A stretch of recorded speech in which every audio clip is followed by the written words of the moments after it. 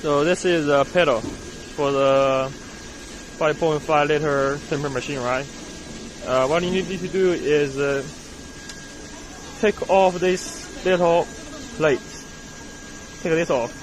Just one side. Yes, this one. Take one off. Okay. Take one off. This. See? I already take it off. If you take this off, you can pull this little pin out, and you can open this box. See? If you take this off, you can open this box.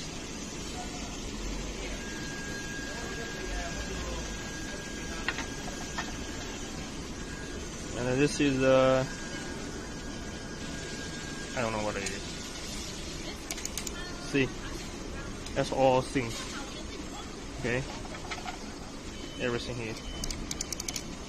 And what you need to do is change the red cable and the black cable.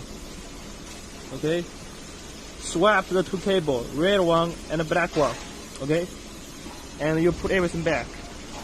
First you put this. Okay, see.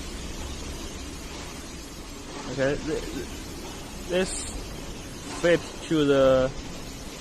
like this. Okay, and you put this cover back, and you stick this in, and